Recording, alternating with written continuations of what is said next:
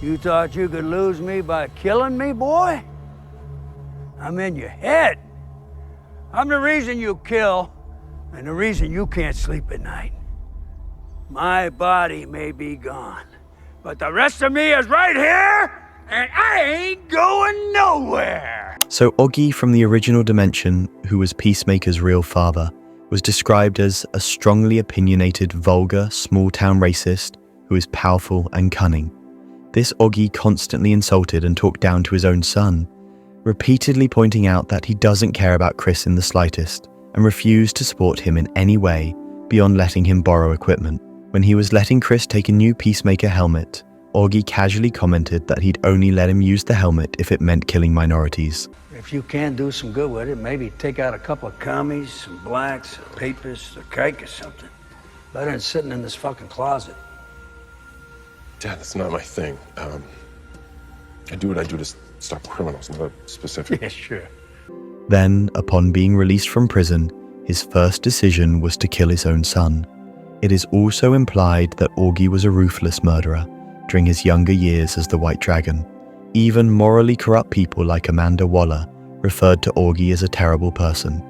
But despite everything, White Dragon's followers continued to worship him for years after his retirement, and were quick to join him again when he decided to become the White Dragon once more. This Oggy's hatred of Chris stemmed from his own supremacist views, believing Chris to be impure simply for his personal tastes and life choices.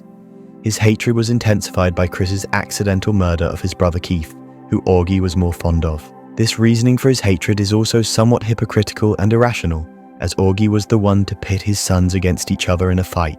In his final moments, Oggy continued to taunt and badmouth his own son until Chris finally shot him, while not believing that Chris could actually kill him. Well, go ahead and do it, you fucking pussy. I knew you couldn't do it, you faggot. Because I control you, whether or not I kill you. You'll never be able to get the fuck away from me.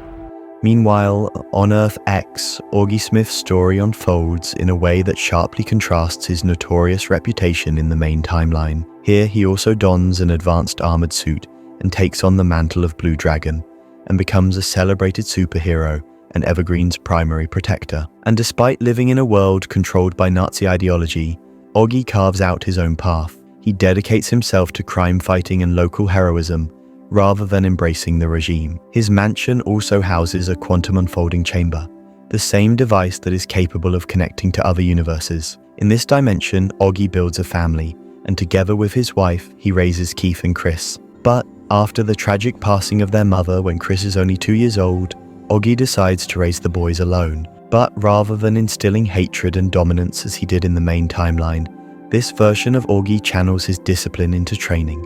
He teaches Keith and Chris combat skills, shaping them into heroes rather than soldiers of ideology. Keith grows into Captain Triumph, Chris takes on the mantle of Peacemaker, and together the three form a superhero team known as the Top Trio.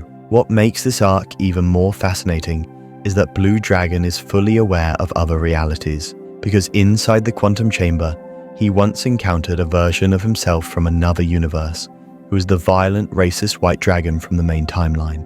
Instead of embracing or excusing the darkness, Blue Dragon refers to his counterpart as a messed up version of himself.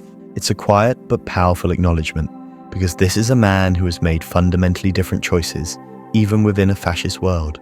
He's a hero operating inside a morally corrupt society, while refusing to fully participate in its ideology.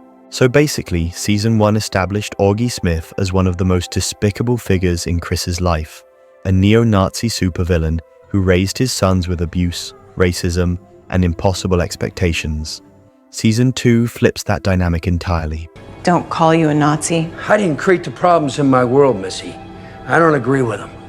I applaud you if your world is perfect and you fight every injustice you ever see. Blue Dragon turns out to be level-headed, pragmatic, and even empathetic. He refuses to align himself with the corrupt local police. He rejects Nazi ideology, and he even chastises his son Keith for making bigoted remarks. He loathes being associated with the regime. It's a nuanced portrayal. He's not some shining paragon, but he's a man making the best of a broken world, choosing to stand for something better.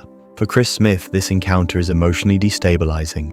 For the first time, he sees a version of his father who isn't cruel, a man who trained his sons to be heroes, not to live in fear, a man who protects his town without hiding behind ideology. This realization forces Chris to confront a painful truth. His life could have been different. His trauma wasn't inevitable. It was shaped by who his father was in his world. And now, standing face to face with this alternative, he's pulled between the reality he endured and the reality he's witnessing. Then comes the tragic misfire. Vigilante, unaware of Blue Dragon's true character, believes the team is in danger.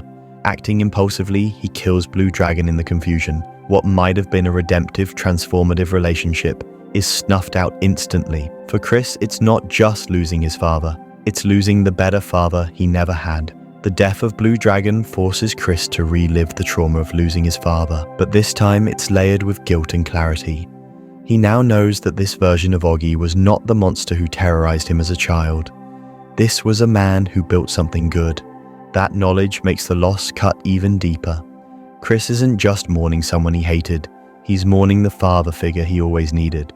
The emotional toll doesn't end there. During the same sequence, his friends severely injure Keith, the Earth X version of his brother. In Chris's original timeline, Keith died by his hand when they were young, a formative tragedy that has haunted him ever since. Seeing Keith attacked again, this time by his own team, breaks something inside Chris. He begs them to stop hurting Keith, blaming himself for everything. In his mind, his presence is the source of the pain. It's a raw, desperate moment that strips away the bravado and humor that often mask his trauma. Even as Chris protects his friends afterward and rationalizes their actions, it's clear the psychological damage is profound. He carries the blame for Vigilante's actions, for the interdimensional chaos, for the violence that follows him everywhere. Blue Dragon's death doesn't just add another tragedy to Chris's life, it forces him to confront his identity. Is he defined by his father's darkness, or by the possibility of something better that he never received? By the end of episode 7, Chris is left emotionally destabilized, carrying layers of guilt, grief, and fractured identity. Blue Dragon's brief presence and sudden death leave a lasting scar, one that may shape Chris's moral choices, his trust in others, and his path in the evolving DCU. And there is no way that Keith will not make his way to Other Dimension to find Chris. After all, Chris directly murdered his brother, and Vigilante killed his father. Sure, Peacemaker never wanted that to happen, and he even had his friends spare Keith's life. However, Keith's face was burning red with anger when he was last seen in the ambulance. Keith wants to kill Peacemaker, and after Harcourt nearly murdered him so he could not come after Chris, Keith should be even more enraged. And the DC series has already set up the perfect way for him to return. So yeah, that's all for this video, and thanks for watching.